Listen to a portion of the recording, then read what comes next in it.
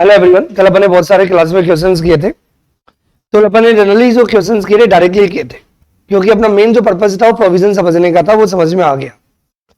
आज हम थोड़े से लैंग्वेज बेस्ड क्वेश्चन पढ़ेंगे। आपको लैंग्वेज के अंदर डिसाइड करना पड़ेगा कि क्या क्या डेटा अवेलेबल है। अपन पढ़ तो वही रहे थे। सेक्शन 13 सब सेक्शन 2, यदि कोई भी सर्विसेज यदि प्रोवाइड की जाती है तो सर्विसेज प्रोवाइड करने पर टाइम ऑफ सप्लाई क्या होगा, लेकिन फॉरवर्ड चार्ज। फॉरवर्ड चार्ज मतलब supply is liable to pay GST. Arivallabh, a registered supplier, provided taxable services for 2 lakh rupees on 1st November 2025. The invoice was raised on 9th December 2025. Payment was received next day. Next day मतलब अगले दिन। ये अगला दिन किसके बाद है? Invoice के बाद। तो इसका मतलब सप्लायर ने इनवॉइस दिया 9 दिसंबर को और पेमेंट रिसीव कर लिया अगले दिन। अगले दिन मतलब अगला। तो 9th के बाद क्या आता है? 10 दिसंबर 2025 को पेमेंट रिसीव्ड हो गया। Ascertain the time of supply for GST purposes. यदि कोई भी क्वेश्चन डायरेक्टली यदि आपको डेटा नहीं दिया हुआ है, आपको लैंग्वेज में यदि कोई क्वेश्चन दिया हुआ है, तो आपकी ड्यूटी बनती है कि पहले अपन डेटा कंप्यूट कर लो कि क्या क्या इंफॉर्मेशन अवेलेबल है। Value of taxable services, value of taxable services rupees 2 lakh. Date of provision of services, जिससे पूछो ओनली वही। लास्ट बेंच डीओ पीओएस क्या इस क्वेश्चन के अंदर? Left hand side DO POS, date of provision of service. तुम left hand side 1st November, date of provision of service 1st November ही। Harivallabh provided the services, provided मतलब completed. Date of provision of services, तो supplier ने services provide की 1 November 2025। Supplier ने bill बनाया, that is the date of invoice 9th December 2025 और date of receipt of payment, payment receive कर लिया आपने 10th दिसंबर 2025। ये तो क्वेश्चन में आपको डेटा दिया हुआ है। अब आपको बताइए कि कौन सा प्रोविजन एप्लीकेबल होगा sir? Section 13 sub section 2 in case of services. In case of services, तो जब भी सर्विसेज प्रोवाइड की जाती है तो 13 अप्लाई होगा। 13 के अंदर चेक करना पड़ेगा यदि सप्लायर टैक्स पे करने के लिए लाइबल है तो क्या अप्लाई होगा? 13 सबसेक्शन 2। और 13 सबसेक्शन 2 जिससे पूछो ओनली वही। Second bench right hand side बेटा, section 13 subsection 2 what is the time of supply. कल अपने बहुत सारे क्वेश्चन पढ़े थे, मैंने वापस से कहा था घर जाके पढ़ना। टाइम ऑफ सप्लाई क्या होगा जिससे पूछूंगा ओनली वही। डीओआई और डीआरओपी विच एवर इज अर्लियर। पीछे वाली बच्ची थर्ड बेंच,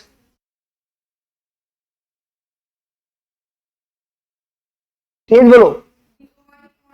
डीओआई और डीआर, हो सकता है सही हो गलत नहीं हो, तो फिर 4-5 बच्चों से पूछना है मेरे को। DOI DROP whichever is earlier. इधर बेटा first bench right hand side, class लीनी लेफ्ट हैंड साइड,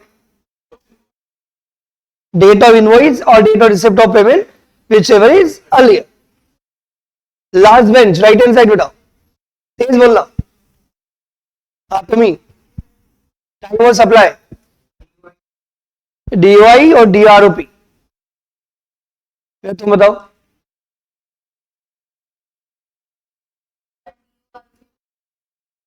डीओपीओएस तो ऐसे पूछ रहा था।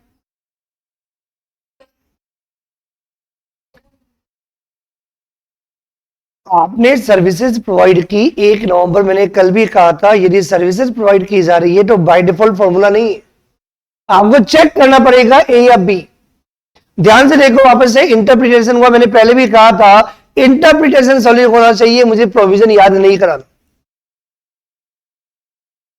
तो जिन बच्चों ने गलती की वापस से देखो उन्होंने पाप किया कैसे। सेक्शन 13 सब सेक्शन 2 के अंदर क्लियरली दिया हुआ है, डायरेक्टली बोला ही नहीं। वापस से देखो बेटा, जिनसे गलती हुई है, डायरेक्टली दिया है time of supply would be the DOI DRP। No no no no no, एक लाइन लिखी हुई है पहले, इफ, क्या लिखा है बेटा, if invoice is issued within prescribed time period, yes और नो। तो फिर तुमने कैसे पाप कर दिया, इफ को कैसे हटा दिया? गलती हुई, कोई प्रॉब्लम नहीं, यदि कभी किसी से आंसर गलत हो जाए ना तो इट इज वेरी गुड, मुझे अच्छा लगता है आंसर गलत होता है तो, क्योंकि गलतियां बहुत अच्छी होती है। क्योंकि गलतियों का मतलब ये है कि हम पढ़ रहे हैं लेकिन गलती वापस से रिपीट नहीं होनी चाहिए। वो गलती कैसे हुई उसको रोकना है फ्यूचर के अंदर, that is a main motive. क्योंकि आपको डायरेक्टली सेक्शन 13 सब सेक्शन 2 के अंदर क्या करना है, if invoice is issued with in prescribe time period. और ये किस पर डिपेंड करता है, डिपेंड करता है कि आपने सर्विसेज प्रोवाइड की 1 नवंबर को, और मैंने कल भी कहा था नॉर्मल के केस में क्या होता है, with in 30 days. Bank FIIs और एनबीएफसी विद इन 45 डेज आपको तभी अप्लाई करना है जब क्वेश्चन में डेटा दिया हुआ हो। यदि क्वेश्चन में कभी, आप समझ में आया, कुछ बच्चों से बहुत सारे क्वेश्चन दो, क्वेश्चन क्या तेल लेने यार, मुझे बिलीव ही नहीं है, मैं तो अलग टाइप का इंसान हूं। 50 क्वेश्चन करने से भी फायदा नहीं होगा, मैं तो एक क्वेश्चन में पोस्टमार्टम कर लेता हूं। तरीका जल्दी नहीं, आराम से। सबसे पहले क्या देखूंगा, कौन है तू। यदि तुम बैंक एफआईज और एनबीएफसी तो इस क्वेश्चन में वापस से मजे ले सकता हूं, मैं एक ही क्वेश्चन 15 पॉइंट ऐड कर सकता हूं। यदि इसी क्वेश्चन में यदि मैं बैंक एफआईज और एनबीएफसी दे दूं तो जो तुमने बोला था बिल्कुल सही है, क्योंकि फिर 30 डेज नहीं होगा, फिर 45 डेज होगा। बात समझ में आ रही मैं क्या कहना चाह रहा हूं? इसलिए आपको जल्दीबाजी नहीं करनी है, जल्दीबाजी का काम शैतान का। इसे मैंने फर्स्ट डे तुम लोगों को बोला था, मेरी एक ही बात के पीछे रीजन है, पढ़ने का तरीका तुम्हें सीरियस बनाएगा, रोक ही नहीं सकता। पढ़ने का तरीका मतलब स्टेप बाय स्टेप, मतलब पढ़ते टाइम आपको ये बनाना होता है, मुझे ऐसे देखना है, ये देखना है, फिर ये देखना है, जंप नहीं करना है। ये होता है पढ़ने का तरीका, आप क्या सीक्वेंस फॉलो करते हो। क्योंकि लास्ट डे तो आपको पता है क्या होता है तुम लोगों के साथ, ऐसे पढ़ने पलटते जैसे कि पता नहीं क्या हो। उस समय कुछ नहीं होता, उस समय तो सिर्फ रिकॉल होता है, लर्निंग नहीं होती, अंडरस्टैंडिंग नहीं होती है। इसे लास्ट डे इंपॉर्टेंट ही नहीं होता, मैं लास्ट डे को मानता ही नहीं कुछ। लास्ट डे तो वही होगा जो आपका पहले से समझा हुआ है बेटर, क्योंकि सबको पता है ऑलरेडी, आप एग्जाम दे चुके हो फर्स्ट ग्रुप का, मोस्ट ऑफ स्टूडेंट्स। तो मोस्ट ऑफ स्टूडेंट्स को पता है सर एग्जाम में पढ़ने कैसे पलटने होते हैं, 10 दिन पहले, 10 घंटे पहले, 20 घंटे पहले, बस। अब आपका जो इंटरप्रिटेशन जो आपने पहले बना रखा है ना, वो इंटरप्रिटेशन आपको रिजल्ट देगा। यही रीजन है कि एक बच्चा उस पेपर के अंदर 60 ले आता है, 40 ले आता है, 30 ले आता है, 820 ले आता है, उसको समझ में नहीं आता कि मेरे नंबर क्यों नहीं आते। मतलब last day is not important, last day भी इंपॉर्टेंट है, उसके भी क्या रोल है बताऊंगा बाद में, लेकिन अभी जो हम कर रहे हैं वो बहुत इंपॉर्टेंट है। इसका मतलब अभी आपका टारगेट याद करना ही नहीं, मैं रोज यही बोलता हूं। इस तरह कभी बोलते नहीं कि कॉपी बंद कर दो ना, मैंने इसे कॉपी बंद करने के लिए किसी बोले टिप टाप के तू सही आंसर दे। तो मेरा मेन पर्पज अभी क्या है, सर हमें एप्लीकेबिलिटी ऑफ प्रोविजन आ गई है, समझ में आ गया। मैं रोज आपको यही चेक करना है कि जो प्रोविजन लिखा हुआ है ना, मैं सही इंटरप्रेट कर पा रहा हूं, यानी मुझे याद नहीं है गया तेल लेने, मुझे याद नहीं है गया तेल लेने, याद है या नहीं हम नवंबर के मंथ में देखेंगे, एग्जाम के 1-2 महीने पहले। समझ में आ रही बात। मैं रोज आपको टारगेट बताता हूं कि आपको अपने आप से क्या पूछना है, आपको अपने आप से क्या एक्सपेक्ट करना है। बच्चा आता दुखी यही होता है कि मैं क्या करूं, तो मैंने आपको टारगेट बता दिया। आप फ्रेंड्स को पढ़ाओ, मैं तेरे को समझा देता हूं, खुद को समझाओ, ये टारगेट होना चाहिए आपका। मुझे समझ में आ रहा है बस, अभी तो मैं सब सीएस पढ़ रहा था, सीए पढ़ा था, मुझे प्राइम में इंटरेस्ट ही नहीं था, तो मुझे समझ में आ गया प्राइम इंटरेस्ट नहीं है ना, तो मैं दुनिया के लोगों को आ जाओ मेरे घर पे पढ़ने के लिए, मैं सबको अपने घर पे पढ़ाने के लिए बुलाता था, इसलिए टीचिंग में आगे गलती से, क्योंकि पढ़ते पढ़ते मैंने दुनिया में इतना पढ़ाया बता ही नहीं सकता। कि पढ़ाने से कंसेप्ट क्लियर होते हैं, क्या होते हैं, क्योंकि लर्निंग तो सब करते हैं, लास्ट के 1 महीने हर बच्चा पढ़ता है, गधा भी पढ़ता है। गधा मतलब जिसको पहले से पढ़ाई में इंटरेस्ट नहीं, वो भी किताब उठा लेता है पेरेंट्स को दिखाने के लिए।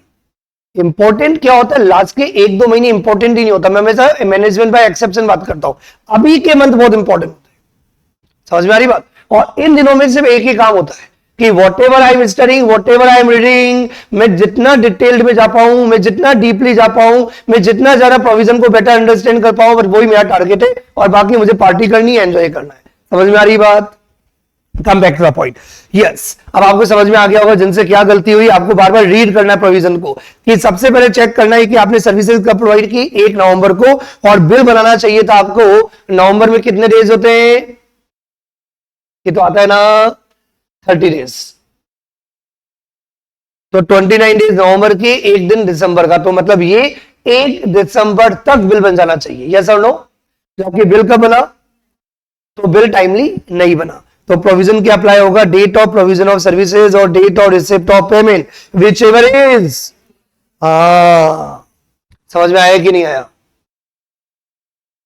Date of provision of services 1 November 2025 compare with date of receipt of payment 10 December 2025, whichever is earlier. तो आंसर क्या आएगा? 1 November 2025, that is a time of supply. किसी को कोई डाउट है तो पूछ सकता है, डाउट अपने मन में मत रखना, क्योंकि मैं इस क्लास को प्रिफर करता हूं जहां पे डिबेट हो, क्या हो, लड़ाई हो, शब्दों में, तलवारें लेकिन या नहीं। आपने देखा लड़ने की बात है, लड़ना जबान से। प्रोफेशनल लड़ते हैं, प्रोफेशनल आर्ग्यूमेंट करते हैं। कभी आपने सुना होगा आर्ग्यूमेंट मत किया करना, ना, आई लव आर्ग्यूमेंट्स, मुझे आर्ग्यूमेंट बहुत अच्छे लगते हैं, क्योंकि जितने ज्यादा आर्ग्यूमेंट होंगे, जितने ज्यादा आप डिबेट करोगे, जितना ज्यादा आप डिस्कशन करोगे, तभी क्लियरिटी आती है प्रोविजंस के अंदर, प्रोविजन तभी क्लियर होते हैं। लड़ना बहुत जरूरी है। क्या जरूरी है? और प्रोफेशनल जितने भी होते हैं सब लड़ाकू होते हैं, नहीं तलवार से नहीं, जबान से। वो बिना आर्ग्यूमेंट से कोई चीज समझते ही नहीं है, तो आर्ग्यूमेंट बहुत जरूरी है। समझ में आ रही बात? एक एक लाइन समझ में आ रहा है सबको? कोई कंफ्यूजन है किसी को? Now we come to the question number 4। Question number 4, yes everyone ready? Determine the time of supply. ये क्वेश्चन किसी इंडिविजुअल स्टूडेंट के लिए नहीं, पूछने वाला नहीं है, पूरी क्लास को देने वाला हूं। 5 मिनट्स का टाइम दूंगा, ये देखूंगा कौन पहले करता है। Question number 4, yes ready everyone in the class? Online वाले स्टूडेंट्स भी। Determine the time of supply from the following particulars. 25 July booking of convention all sum agreed. होता ना, आपको कोई party, marriage, whatever the reasons, आपने hall book किया, तो आपको ऑल बुक करना होता है, तो आपको क्या होता है? एडवांस जमा कराना होता है। तो आपने टोटल अमाउंट डिसाइड कर लिया, 15 लाख रुपए का आपका डेट फिक्स हो गया, लेकिन बुकिंग की आपने 25 जुलाई की, लेकिन कौन से इवेंट के लिए? 10 नवंबर। आपको पता है मिलते नहीं है, मिलते नहीं है, तो अपन एडवांस से बुकिंग कराते हैं। तो मतलब आपका जो कन्वेंशन हॉल जो बुक हुआ इवेंट, वो कौन से डेट के लिए हुआ है? 10 नवंबर के लिए, लेकिन आपने बुकिंग एडवांस में की है। कब? 25 जुलाई 2025 को। टोटल अमाउंट डिसाइड हुआ है 15 लाख का। एक बार आपने 1,10,000 रुपीज का एडवांस दे दिया है, रेसिपिएंट ने दे दिया है, सप्लायर को रिसीव्ड हो गया है। सप्लायर ने 20 दिसंबर 2025 को बिल बना दिया 15 लाख रुपए का, और बोला कि भैया 1,01,000 तो आपने पहले दे दिए थे, बाकी अमाउंट अब दे दो 13,99,000 रुपीज, और बैलेंस पेमेंट 13,99,000 रुपीज भी आपका रिसीव्ड हो गया 25 December 2025। I give you 5 minutes, मैं तो करवाऊंगा ही, टेंशन ना लेना। तुम्हें जितना समझ में आता है तुम अपने हिसाब से करो, मैं भी चेक करता हूं तुम लोग कैसे इंटरप्रेट करते हो, तुम्हारा क्वेश्चन सॉल्व करने का क्या पैटर्न है। Yes, do it pass everyone. चलो सबने एक बार ट्राई कर लिया, एक बार देखो सामने की किसका सही है किसका गलत है, और कहां गलती की। यदि गलती है तो टेंशन नहीं लेने का, ये आइडेंटिफाई करना है कि आपने इंटरप्रिटेशन में कहां गलती की। क्वेश्चन सॉल्व करने से पहले क्वेश्चन नंबर 4 में डेटा डायरेक्टली दिया हुआ नहीं है, तो फिर एक काम करते हैं, पहले डेटा लिख लेते हैं कि क्वेश्चन में क्या क्या इंफॉर्मेशन अवेलेबल है।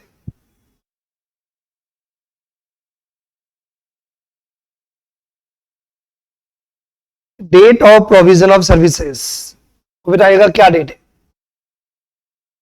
ये शायद जितना मैंने देखा मोस्ट ऑफ स्टूडेंट का सही है, क्योंकि मैंने बोला कि आपने कन्वेंशन ऑल बुक जो 25 जुलाई को किया है, लेकिन किस दिन के लिए? 10 नवंबर। तो सर्विस की जो डेट है वो 10 नवंबर है, तो 10 नवंबर 2025 को वो ऑल वाला आपको ऑल बुक करके दे रहा है, तो उसकी सर्विसेज किस दिन की है? 10 नवंबर की। ये शायद सबका सही है।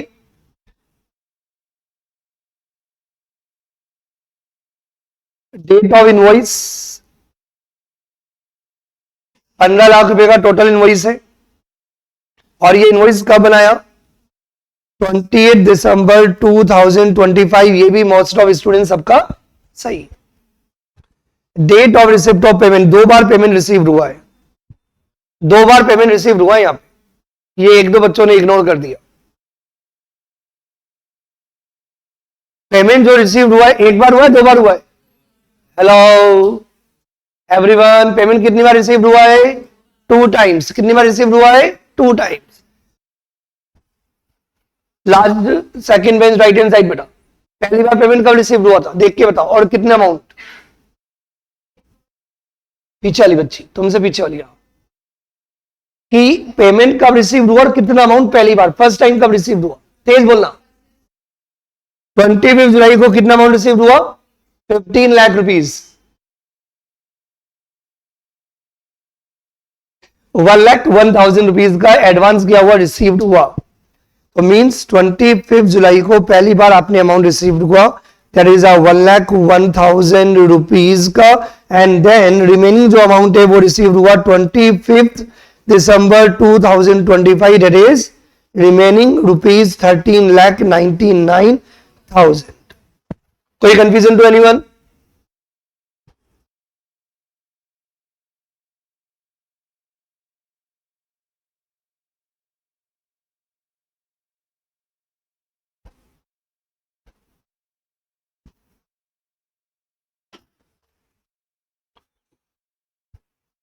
Time of supply. सबसे पहले अपन जब भी सर्विसेज प्रोवाइड की जाती है तो अपन हमेशा क्या चेक करते हैं, क्या टाइमली बिल बना या नहीं बना। तो ये तो आपको समझ में आ गया होगा, कन्वेंशन वाले मतलब बैंक एफआईज एनबीएफसी नहीं है, तो विद इन 30 डेज के अंदर सप्लायर को बिल बनाना था। तो विद इन 30 डेज का मतलब क्या हुआ? 20 दिन नवंबर के और 10 दिन दिसंबर के। तो बिल बन जाना चाहिए था 10 दिसंबर तक, और बिल कब बना? 28 दिसंबर। तो 30 डेज के अंदर बिल नहीं बना।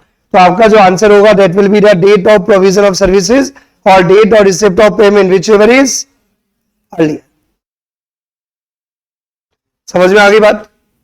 तो जो पार्ट 1 है मींस 1,01,000 रुपीज का जो अमाउंट आपने रिसीव्ड किया उसके लिए टाइम ऑफ सप्लाई क्या होगा? Date of provision of services 10th November compare with date of receipt of payment. Payment कब रिसीव्ड किया? 25 जुलाई। तो राइट आंसर क्या होगा? 25 जुलाई। ये सबका सही है। और जो आपने रिमेनिंग अमाउंट जो रिसीव्ड किया है 13,99,000 रुपीज का, date of provision of services 10th November और amount received 25 December whichever is earlier 10th November. ईमानदारी से बताना किन किन का सही है। समझ में आ गया? और जिन्होंने गलती की, कहां गलती की, क्लियर है एवरीवन? कंफर्म? No doubt? या कोई डाउट है किसी को?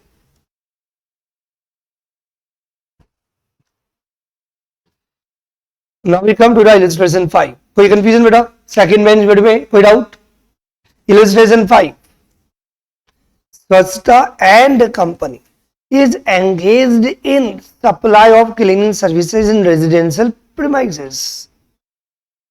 एक कंपनी है जिसका काम है सर्विसेज प्रोवाइड करना क्लीनिंग की, कोई रेजिडेंशियल प्रीमाइसेस है। Investigation shows that the Swachhta and company carried out the services of cleaning and repairs of the tanks in the Kamal Housing Society, for which the Kamal Housing Society showed a payment of cash of rupees 20 on 20 December 2025 to them against the work of this description.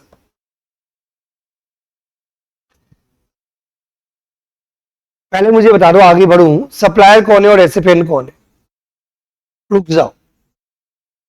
Supplier कौन है और recipient कौन है? जिससे पूछो only वही बताएगा बेटा, प्यारी बच्ची, first bench left hand side. Supplier कौन है और रेसिपिएंट कौन है? ग्रामर आती है बेटा? Very good. तो बताओ सप्लायर कौन है, रेसिपिएंट कौन है?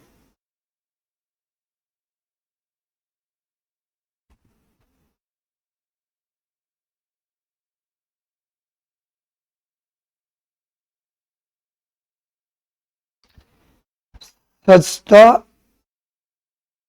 एंड कंपनी, ये तो हो गया सप्लायर। और रेसिपिएंट कौन हो गया? जिसने सर्विसेज ली, that is the residence Kamal housing lock कर दूं? कोई कंफ्यूजन नहीं? The date of the work are not clear from the record of supplier.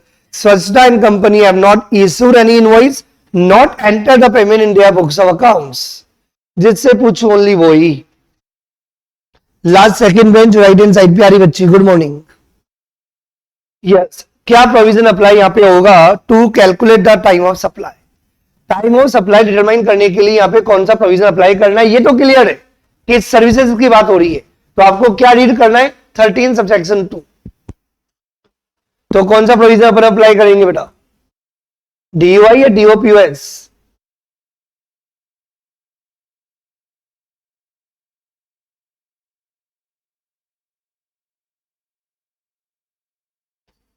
थोड़ा सा फास्ट.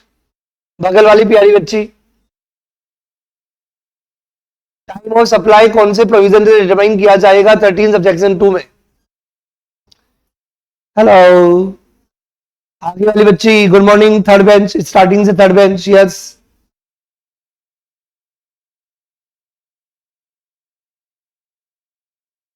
डेट और रिसिप्ट ऑफ पेमेंट.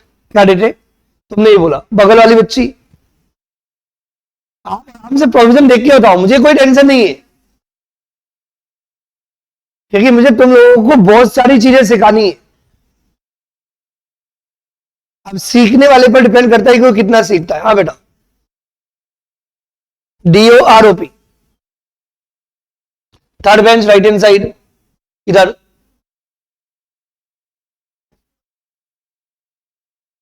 बगल वाली बच्ची जो बोलना चाह रही है तुम ही बोल दो, मेरे को ही बता दो. DOROP हो या तुम बताओ? हाँ, DOROP.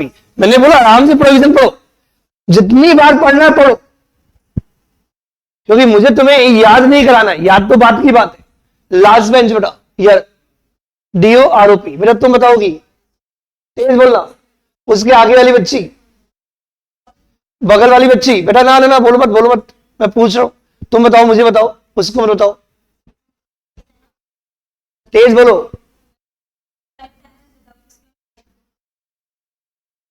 तो क्या प्रोविजन अप्लाई होगा?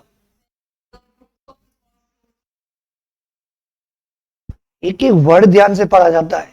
डेट और रिसिप्ट ऑफ व्हाट?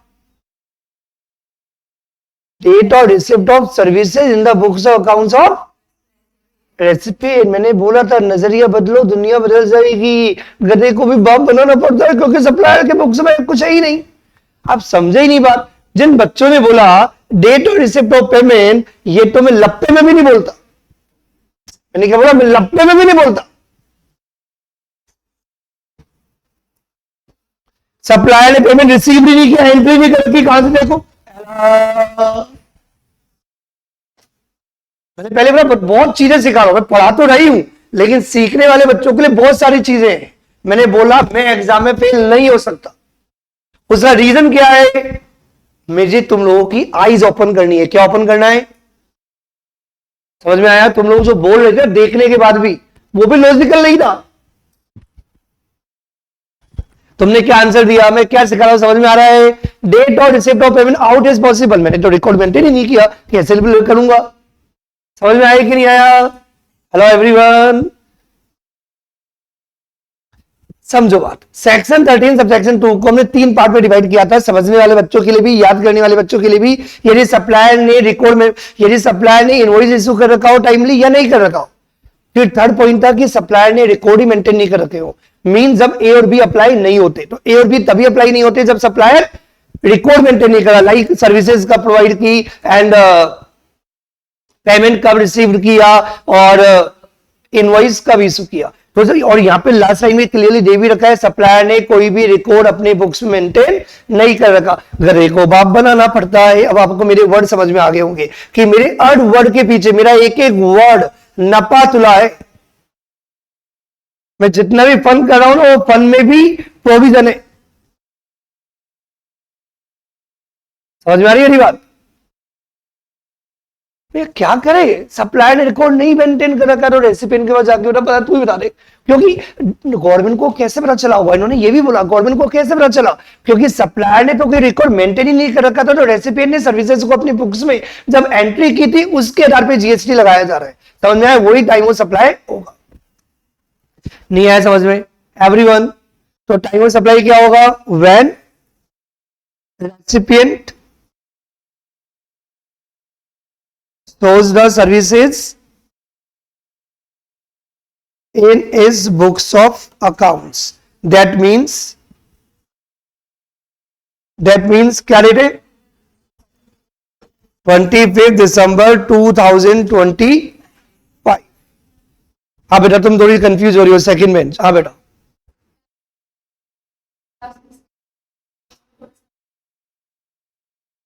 कल तो सर मैंने पढ़ाया ही नहीं, कल तो अपने क्वेश्चंस किए थे। कल तो अपने क्वेश्चंस किए थे, प्रोविजन तो अपने पहले ही पढ़ लिया था। तो 3 पार्ट थे ए बी सी, तो यहां पे कौन सा प्रोविजन एप्लीकेबल हुआ, section 13 sub section 2 close C. तो ध्यान से देखो, सी वाला पॉइंट का एप्लीकेबल होता है जब प्रोविजन ए और बी इज नॉट एप्लीकेबल। कोई confusion to anyone in the class? Confirm? चलो आगे बढ़ते हैं। अपना सेक्शन 13 सब सेक्शन 2 पूरा कंप्लीट नहीं हुआ, उसमें प्रोविजन दिया हुआ है, उस प्रोविजन को मैं बता देता हूं बाय द नोट नंबर 4। ये नोट नंबर 3 दिया है, चाहे नोट नंबर 3 तो अपना हो गया था, 3 नोट हो गए थे अपने, तो इसको नोट नंबर 4 कर दो।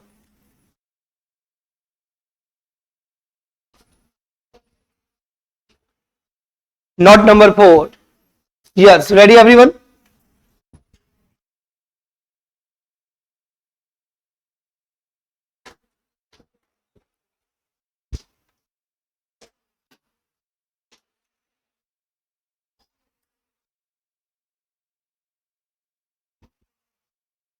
Yes, point number 4।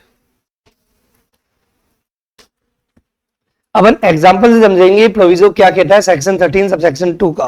Section 13 subsection 2 का प्रोविजो क्या कहता है, एग्जांपल से समझना ट्राई करना और इन्वॉल्व होना, मेरे साथ ज्यादा मजा आएगा। 2 पार्टीज होती है, एक होता है सप्लायर और एक होता है रेसिपिएंट। सप्लायर ने रेसिपिएंट को कोई सर्विसेज प्रोवाइड की, कोई लफड़ा नहीं है, विद इन 30 डेज सप्लायर ने बिल बना दिया, इनवॉइस,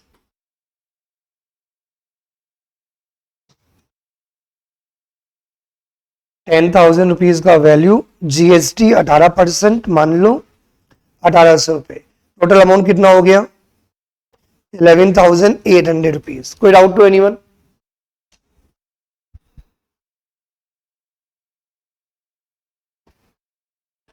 सर्विसेज प्रोवाइडेड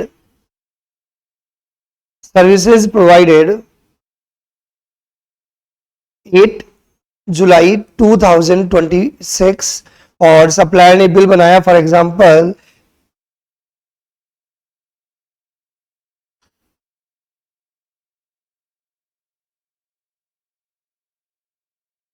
11 जुलाई 2026। 11 जुलाई 2026 को सप्लायर ने रेसिपिएंट को बिल बना के दे दिया, ₹10,000 का अमाउंट है, जीएसटी 18% है, 1800 रुपए, 11,800 रुपए। कोई कंफ्यूजन टू एनीवन? और रेसिपिएंट ने सप्लायर को पेमेंट कर दिया, रेसिपिएंट ने सप्लायर को पेमेंट कर दिया। सर रेसिपिएंट ने सप्लायर को कब पेमेंट किया, date of receipt of payment, means recipient ने सप्लायर को पेमेंट दिया और सप्लायर ने पेमेंट रिसीव्ड किया। सप्लायर के एंगल से बोलेंगे पेमेंट रिसीव्ड और रेसिपिएंट के लिए बोलेंगे पेमेंट मेड। तो सप्लायर के एंगल से पेमेंट कब रिसीव्ड हुआ, फॉर एग्जांपल 2 अगस्त 2026। कितना अमाउंट, इसका खुला नहीं था, क्या नहीं था, तो कितना अमाउंट दे दिया, 12,000 रुपए। कितना अमाउंट दे दिया, इनवॉइस कितने की है, आवाज नहीं आ रही, खुला नहीं था, 500 का नोट था तो 12,000 दे दिया। तो रेसिपिएंट ने बोला सप्लायर दे दे, बोला मेरे पास भी खुला नहीं, तो फिर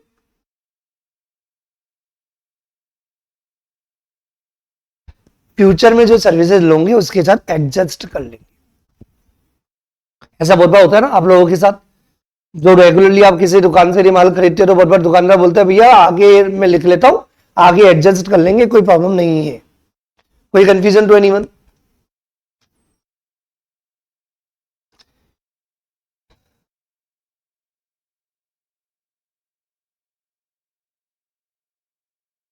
यहां पे अगेन दो अमाउंट हो गए। कौन से दो अमाउंट हो गए?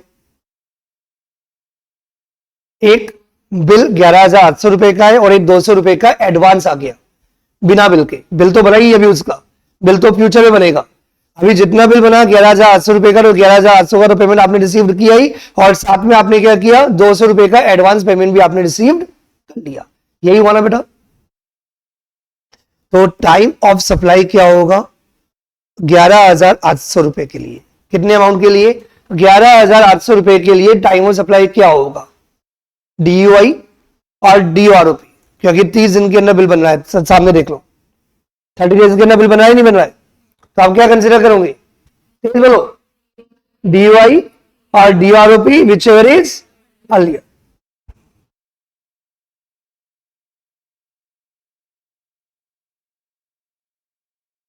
तो 11,800 रुपए के अमाउंट पर जीएसटी की लायबिलिटी अराइज होगी। DOI क्या कोई देख के बताएगा? Date of invoice, date of invoice 11 July, date of receipt of payment 2 August, whichever is right answer is 11 July. Lock कर दो एवरीवन। जो 200 रुपए का आपने एडवांस रिसीव कर लिया अगेंस्ट इनवॉइस, मतलब इनवॉइस आपकी 11,800 रुपए की थी, लेकिन 200 रुपए का आपको एडवांस रिसीव्ड हो गया, एक्सेस पेमेंट रिसीव्ड हो गया। आप क्या बोल सकते हो? Access payment.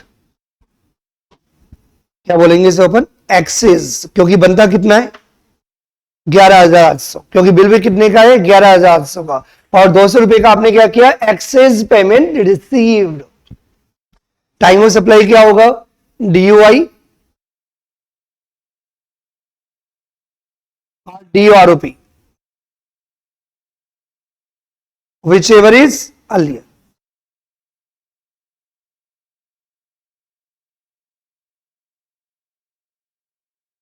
DOI और DROP which ever is earlier. DOI कितना है? DOI कितना है? तेज तो बोलो। नहीं है तो नील। और DROP कितना है? तो आंसर क्या आएगा? तो 2 अगस्त को आपको जीएसटी पे करना पड़ेगा 200 रुपए के ऊपर। समझ में आ गई बात एवरीवन? लेकिन यहां पे प्रोविजो दिया हुआ है for the purpose of access payment. जो एक्सेस पेमेंट है ना, उस एक्सेस पेमेंट के लिए सप्लायर को एक ऑप्शन दिया हुआ है। सप्लायर को क्या दिया हुआ है? ऑलरेडी प्रोविजन तो आपको पता ही है, DUI DROP विचेवर चल गया। DUI नहीं है क्योंकि बिल अभी तक नहीं बनाए, तो बिल नहीं बनाए लेकिन पेमेंट तो रिसीव कर लिया, तो पेमेंट के दर पे आपको टैक्स देना पड़ेगा 200 रुपए पे भी। लेकिन सप्लायर को एक ऑप्शन दिया हुआ है, सप्लायर को एक ऑप्शन दिया गया है कि यदि आपने 1,000 रुपए का, कितने अमाउंट का? 1,000 रुपए तक का यदि कोई एक्सेस पेमेंट यदि आपने रिसीव किया, कितने अमाउंट का? तो time of supply would be date of invoice, not date of receipt of payment. Time of supply क्या होगा? Date of issue of invoice. और इस क्वेश्चन के अंदर date of issue of invoice कितनी है? ही नहीं। 200 रुपए में बिल बन गया क्या अभी? तो यहां पे फायदा दिया हुआ है। क्या दिया हुआ है? फायदा। फायदा है ये बेनिफिशियरी प्रोविजन है सप्लायर के लिए। सप्लायर को हमें बेनिफिट दे रहे हैं। वैसे बेटा जो नॉर्मल प्रोविजन है उसके हिसाब से आपका टैक्स का पे करना पड़ेगा, आपकी लायबिलिटी कब राइज होगी? बोलो मेरे साथ। DUI DOROP विचएवर चल गया। तो यदि बिल नहीं बना, 200 रुपए का बिल बन गया क्या? कोई बच्चे बोलते से बिल तो बन गया 11,800 का है ना, क्या 200 रुपए का बिल बनाया है? अभी सर्विसेज ही प्रोवाइड नहीं की तो बिल बनना ही नहीं उसका, तो उसका बिल नहीं बना। लेकिन हमारा प्रोविजन क्या कहता है? यदि बिल नहीं भी बने तो जब पेमेंट आएगा तो टैक्स देना पड़ेगा। तो नॉर्मल प्रोविजन क्या कहता है? DUI और DROP विचएवर इज अर्लियर। लेकिन सप्लायर को एक ऑप्शन दिया हुआ है, यदि आपने 1,000 रुपए तक का, कितने अमाउंट का? आवाज नहीं आ रही।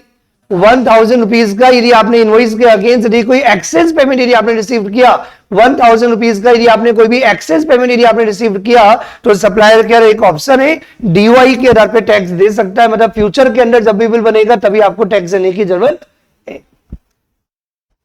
तो सप्लायर के दो ऑप्शन है, वो चाहे तो 2 अगस्त को जीएसटी पे कर दे, और चाहे तो फ्यूचर में जब भी सितंबर, अक्टूबर, नवंबर, दिसंबर जब भी सर्विस प्रोवाइड होगी, जब भी बिल बनेगा, तब जीएसटी पे करना। कुछ समझ में आया कि नहीं आया? ये ऑप्शन है, गवर्नमेंट का स्टाइल है। जब भी तुम्हें बेनिफिट देगी ना बेटा, हेलो, जब भी गवर्नमेंट तुम्हें बेनिफिट देगी ना, तो बेनिफिट कभी भी कंपलसरी नहीं, और बेनिफिट भी ज्यादा बड़े अमाउंट के लिए नहीं। यदि इनवॉइस के अगेंस्ट, किसके अगेंस्ट? हाँ, नॉर्मल एडवांस नहीं। मैंने सर्विस प्रोवाइड नहीं की, तुमने मुझे एडवांस दे दिया, वो वाले एडवांस की बात नहीं हो रही है। मैंने तुम्हें बिल बना दिया, उस बिल के अगेंस्ट आपने एक्सेस पेमेंट रिसीव कर लिया, ये बात याद रखना। ये पॉइंट कहां एप्लीकेबल होगा? नॉर्मल एडवांस पे एप्लीकेबल नहीं होगा। कब होगा?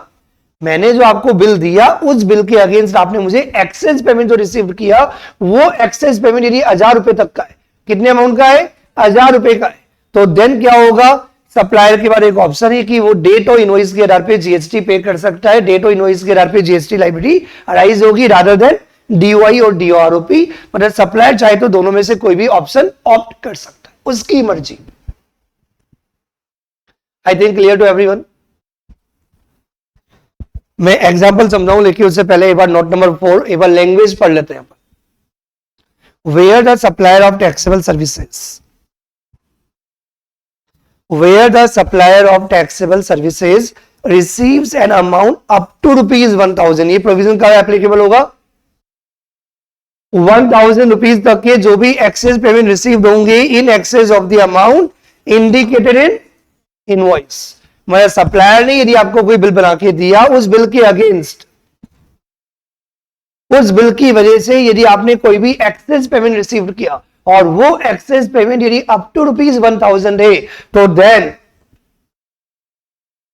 टाइम ऑफ सप्लाई और जीएसटी की लायबिलिटी क्या होगी? At the option of supplier, date of issue of invoice, जब भी इनवॉइस इश्यू होगा उन ₹200 के रिगार्डिंग। हमारे एग्जांपल में ₹200। समझ में आ गई बात? तो time of supply to the extent of such excess amount, क्या बात है बेटा? ₹11,800 के लिए नहीं बात कर रहे, पर ₹11,800 का जो भी आपने अमाउंट रिसीव किया, उसके लिए जो नॉर्मल टाइम ऑफ सप्लाई होगा, डीओआई, डीआरओपी या डीओपीओएस जो भी, तो जो भी आपका नॉर्मल प्रोविजन है, डीओआई, डीआरओपी या डीओपीओएस और डीआरओपी विचएवर इज अर्लियर। लेकिन मैं यहां पे जो प्रोविजन बता रहा हूं, किसके लिए बता रहा हूं? इनवॉइस के अगेंस्ट जो एक्सेस पेमेंट आपने रिसीव किया अप टू ₹1000, तो then time of supply supplier के ऑप्शन पे ओनली डेट ऑफ इनवॉइस माना जाएगा, जब भी फ्यूचर में इशू होगा। समझ में आ रही बात? जिनको थोड़ा सा कंफ्यूजन हो उनके लिए एक दो एग्जांपल और बना देता हूं, फिर आप मुझे आंसर बताना, what is the time of supply.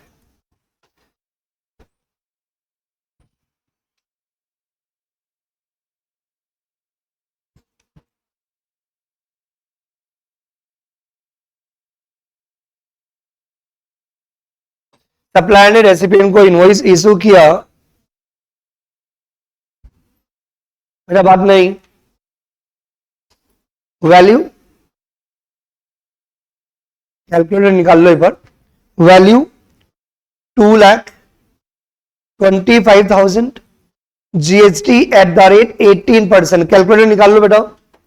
यदि 2,25,000 की वैल्यू है, उसके ऊपर 18% जीएसटी ऐड करके बताओ टोटल अमाउंट कितने का बिल बना बेटा? हेलो, और कैलकुलेटर नहीं तो मोबाइल है, तो मोबाइल पे करो, जल्दी करो लेकिन फास्ट। 2,25,000 प्लस 18% जीएसटी, टोटल कितने का बिल बना? 2,265, लॉक कर दूं?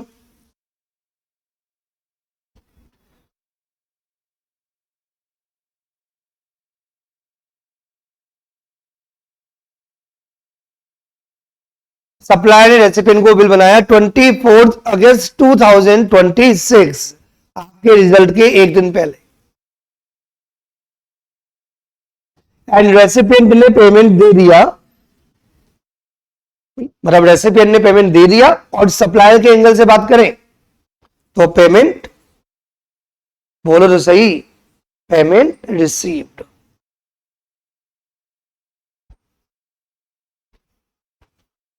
₹2,70,000।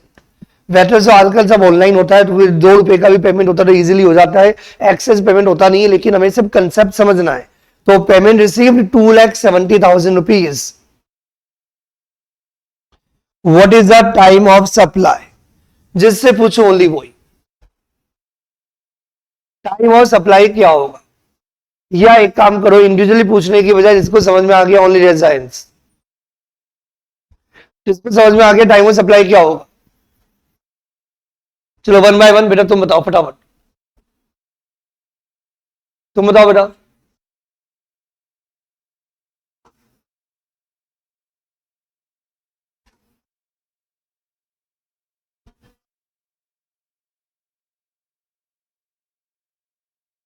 तो क्या करूं, कुछ नहीं करूं, टाइम ऑफ सप्लाई तो आएगा ही ना। बताओ, तुम बताओ टाइम ऑफ सप्लाई क्या होगा।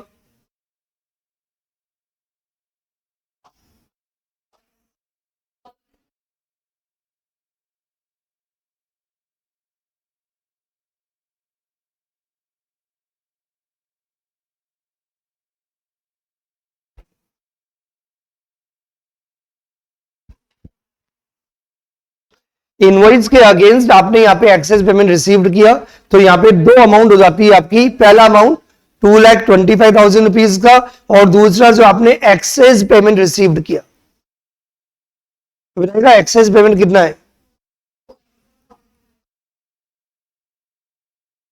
सॉरी, एक मिनट, 2,25 नहीं, 2,65 का बिल बना है, तो 2,65 का अमाउंट और 2,65 के अलावा कितना एक्सेस पेमेंट रिसीव हुआ, 4,500। तो पहले 2,65,000 रुपए के लिए बताओ टाइम ऑफ सप्लाई क्या होगा। नॉर्मली हम यही प्रिज्यूम करेंगे कि उसने पूरा डेटा नहीं है, तो सप्लायर ने टाइमली बिल बना दिया होगा, क्योंकि यहाँ पे सर्विसेज प्रोवाइडेड की डेट नहीं दी हुई है। तो we have presume that the invoice is issued within prescribed time period. यदि क्वेश्चन कभी कभी इनकम्प्लीट भी होते हैं और मैं कभी गलत नहीं होता, हम तो इफ एंड बट लगा के हमेशा लिख के आ जाते हैं। क्वेश्चन में पूरी इंफॉर्मेशन नहीं है तो वी हैव प्रिज्यूम्ड दैट, क्या लिखते हैं अपन, यही होता है प्रेजेंटेशन। जैसे बोलते हैं मैं लिख लिख के प्रेजेंटेशन करता रहूंगा, क्यों करूंगा, तो लिखने की आदत नहीं है मेरी, इतना टाइम ही नहीं है हमारे पास भैया। जब मैं सी और सी दोनों का था लिख के और देखता था। पर ये इंपॉर्टेंट चीज है कि जब भी कोई चीज ब्लैंक हो तो क्या कर दो, उसको लिख के आ जाओ। कैसे माना, कैसे माना, पर what is more important, logical thinking होनी चाहिए आपकी। क्या होनी चाहिए, लॉजिकली कनेक्टेड होना चाहिए। ऐसा नहीं दिल चाहता है जो मन में आया बोल दिया। मीन्स आपकी जो लैंग्वेज है, whatever you are writing, जो भी आपका पैटर्न है, वो बिल्कुल लॉजिकल फ्रेम होना चाहिए। और बार बार एक क्वेश्चन खुद से पूछना चाहिए, why. This is a best way, आप कभी जिंदगी में फेल नहीं होंगे। एक क्वेश्चन खुद से बार बार पूछो, व्हाई, क्यों किया ये, क्यों किया ये, और वो चीज लिख के भी आओ, क्यों किया ये, क्यों किया ये, क्यों किया ये। आप देखना आपका इतना बढ़िया प्रेजेंटेशन होगा, आपको बहुत ज्यादा प्रैक्टिस करने की जरूरत ही नहीं होगी, पर आपको एक आदत डालनी होगी, जब भी कुछ बोलूंगा या कुछ भी लिखूंगा उसके पीछे बैकिंग होगी। जैसे मैंने यहां पे प्रोविजन बताया DOI और DRP, तो मैं डायरेक्टली नहीं लिखता, लिखूंगा। क्वेश्चन में डेटा दिया हुआ नहीं है कि सर्विसेज कब प्रोवाइड की, तो मैंने ये प्रिज्यूम किया कि सर्विसेज मतलब सप्लायर ने इनवॉइस इशू किया होगा with in the prescribed time period. तो मींस DOI और DROP which ever is earlier. समझ में आ रहा है कि नहीं आ रहा है एवरीवन? 4-5 क्वेश्चन करके देख लो, इनफ है, लेकिन बहुत ज्यादा प्रैक्टिस की जरूरत नहीं है, जितना कि प्रैक्टिस जरूरत है सोचने की। समझ में आ रही बात है एवरीवन? DOI क्या दिया हुआ है, 24 अगस्त और 3 सितंबर, विच एवर इज अर्लियर, तो आंसर क्या आएगा? और जो एक्सेस पेमेंट जो रिसीव किया है 4,500 रुपीज का, प्यारा बच्चा पीछे, यस कॉर्नर में, तो एक्सेस जो पेमेंट आपने रिसीव किया है 4,500 रुपीज का, उसके लिए टाइम ऑफ सप्लाई क्या होगा? DOI। क्या होगा? यही होगा ना बेटा? जिससे पूछूं ओनली वही बच्चा आंसर देगा, मुझे पूरे क्लास में मजे लेने होते हैं। अब बेटा क्या होगा?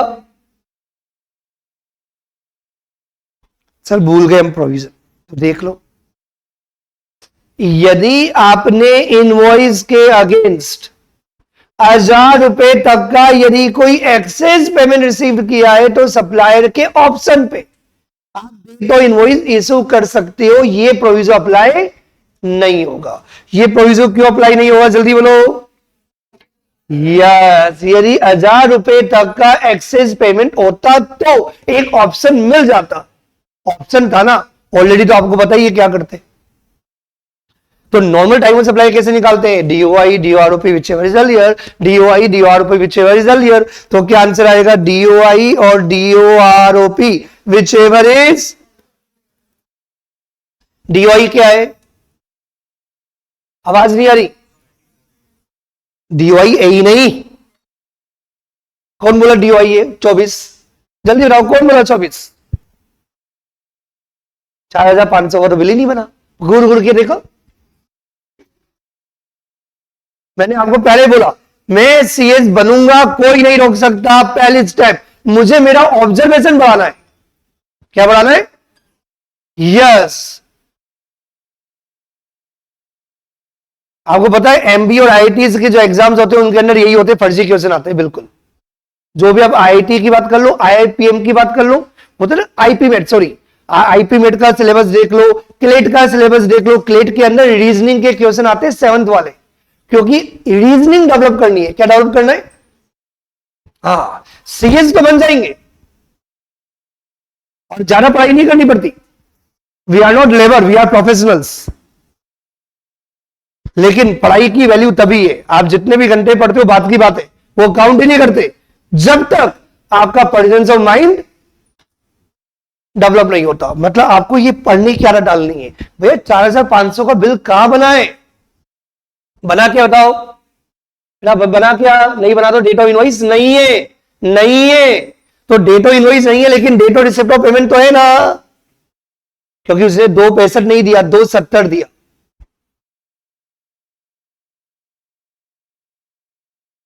मुझे कितना पेमेंट दिया?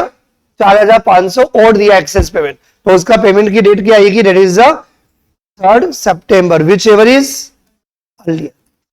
आंसर क्या आएगा? 3rd September। अब आपको ये दोनों एग्जांपल से क्लियर हो गया होगा कि इन दोनों में क्या डिफरेंस था। समझ में आ गया? मींस जो नॉर्मल जो प्रोविजन है वो वही है जो आपने पहले पढ़ा हुआ है। यदि सप्लायर ने टाइमली बिल बना लिया तो DOI DOROP, और यदि सप्लायर ने प्रेस्क्राइब टाइम पीरियड के अंदर इनवॉइस इशू नहीं किया तो DOPOS और DOROP। लेकिन यदि आपने कोई इनवॉइस दिया, उसके अगेंस्ट यदि आपने कोई एक्सेस पेमेंट रिसीव किया, वो एक्सेस पेमेंट यदि अप टू ₹1,000 है, तो 1,000 रुपए तक के जो एक्सेस पेमेंट है उसके लिए time of supply only date of invoice होगा। वो भी जब फ्यूचर में इशू होगा तब आपको GST पे करना होगा, विच एवर इज अर्लियर नहीं होगा। लेकिन वो क्या है? ऑप्शन है। मैं सप्लायर चाहे तो ये भी ऑप्ट कर सकता है, ये भी कर सकता है। I think clear to everyone.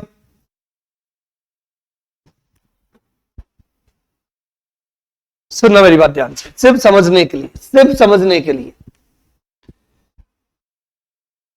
मान लो ये एक्सेस पेमेंट, सिर्फ समझने के लिए बता रहा हूं, अभी वापस से हटा दूंगा। समझने के लिए यदि 4,500 की जगह ये एक्सेस पेमेंट 500 रुपए दिया हुआ तो फिर क्या आंसर आएगा आपका?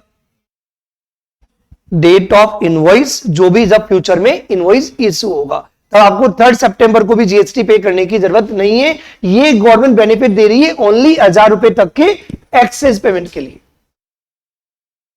माना कि तूने पेमेंट रिसीव कर लिया 500 का, फिर भी अभी टैक्स मत दे।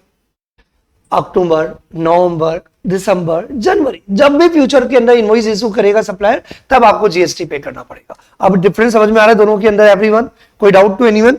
लेकिन यहां पे ऐसा नहीं दिया हुआ है, ये तो मैंने सिर्फ बताने के लिए क्या हुआ। ठीक है, I think clear to everyone.